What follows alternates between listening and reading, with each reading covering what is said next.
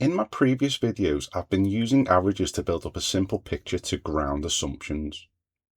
The goal isn't to predict exactly what your retirement will look like. It's to understand what sort of income people actually live on and what this means for anyone planning to retire in the future. One statistic really caught my attention. Around 1 in 5 pensioners rely almost entirely on the state pension for their regular income. But what's even more interesting is that even among higher income pensioners, the state pension is still often the single biggest source of retirement income. And that tells us something important. For most people, retirement isn't funded by one huge private pension. It's usually made up of several smaller pieces. When we look at the figures that have been provided, the average pension income is around 18,000 per year. However, averages can be misleading because a relatively small number of wealthy retirees can pull that figure upwards.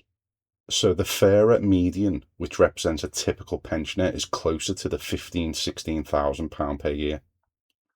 Now compare that to the retirement living standards that have been published.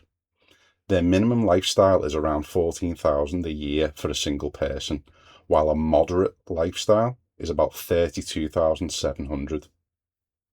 That's a massive jump. To reach a moderate lifestyle, someone would need roughly another 20,000 every year on top of their state pension. Yet the income statistics suggest most retirees aren't anywhere near that level.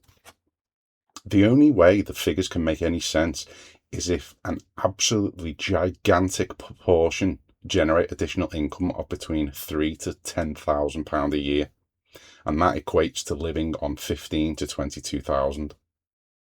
So if that's so, where does this extra money actually come from? There are three main sources: workplace pensions, private pensions, and other savings and investments. Let's start with the workplace pensions. The Office for National Statistics publishes average pension wealth by age. Much of this comes from the workplace pension schemes, including both defined contribution pensions and public sector defined benefit schemes. At retirement, the average pension pot is around 145,000. That money isn't usually taken all at once. Instead, it is gradually drawn down to supplement the state pension. On a side note, public sector pensions work differently. Schemes such as the NHS pension don't have an investment pot. Instead, they promise an income for life that is generally linked to inflation, making them similar in effect to an inflation-protected annuity. The average NHS service is somewhere around 11 to 15 years.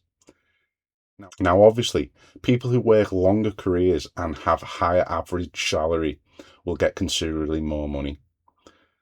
How it works under the 2015 NHS scheme is that members build up their pension at 1/54th of their pensional pay each year. So to get full pension at their pay rate, they would need to basically work 54 years. But we need to consider that the typical NHS pension is often quoted somewhere around 7 to 10,000 a year, although individual circumstances vary enormously. Companies like PensionBee consolidate old workplace pensions, and they report that customers aged 50 and above have pension pots of around 42,000. The more affluent investors tend to have significantly larger savings. So AJ Bell's customer data suggests SIP pension pots are averaging around 285,000 at retirement. Their ISA customers also hold average balances of just under 60,000.